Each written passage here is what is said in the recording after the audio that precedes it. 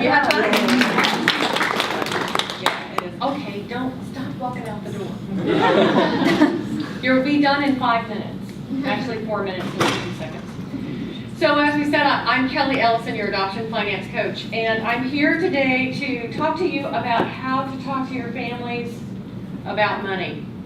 And I know a little bit about this. I'm an adoptive parent myself, but I also have 25 years of fundraising in the nonprofit sector. And I can tell you that when we brought our daughter home from China in 2007, the planets collided, and this was what I created.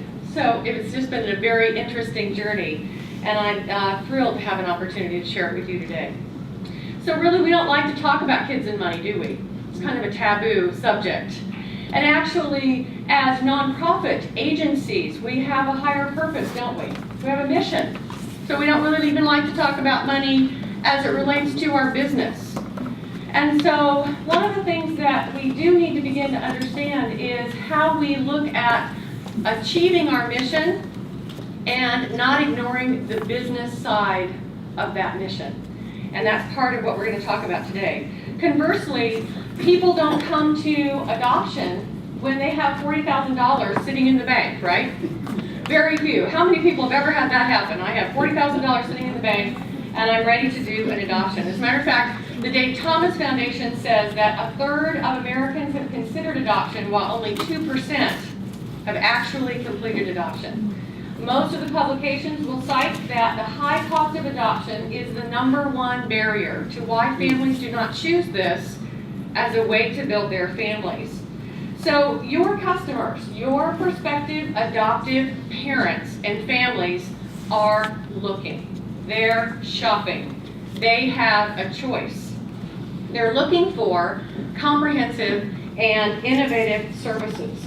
And for your consideration, what I created is a list of do's and don'ts to have you consider as your families come to you to look to choosing adoption and financing. So don't ignore the topic. Bring it up front. Let them know what the financial responsibilities are right out of the gate. But also don't bulldoze in.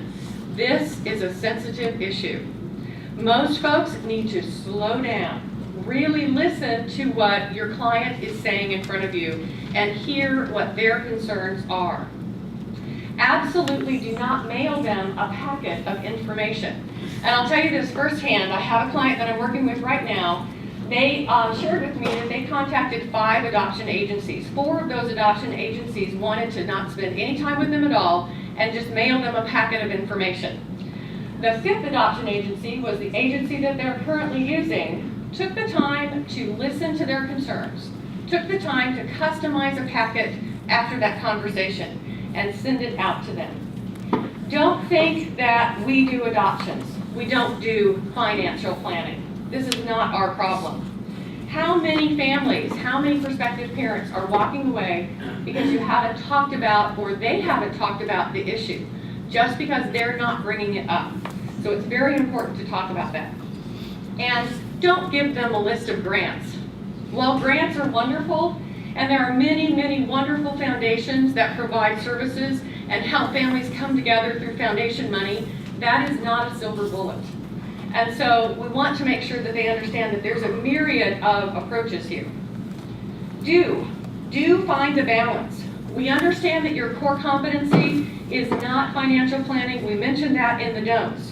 But you do need to think about how you bring it up. Spend a little bit of time with this, with your staff folks, talking to them about how they actually talk about the financial question in the interview with their clients. Understand money cultures. Our society has so many cultural norms about money. Each person in this room, does this sound familiar? Pull yourself up by your bootstraps. Money doesn't grow on trees. These are all things that we all come to this conversation with. It's very important to understand that your client has a money norm, and you need to listen for that norm because those are going to be the most important parts of that conversation. How do you differentiate your services? One way to differentiate your services in this constant changing landscape of adoption, be it international or domestic, is to talk about and bring the finances to the forefront.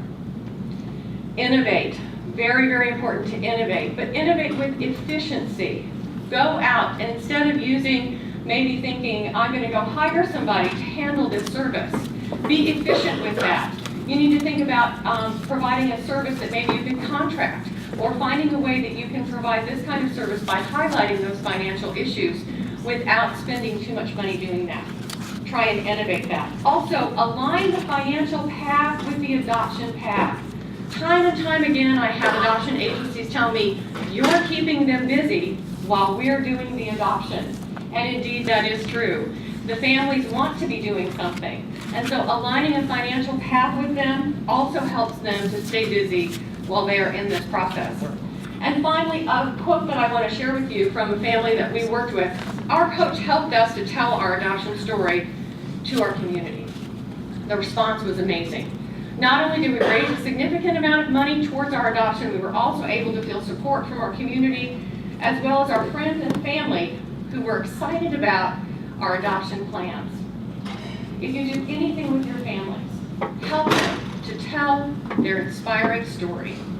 Because in that story, the community is drawn together, and that is indeed where they will find all the support they need. Thank you so much.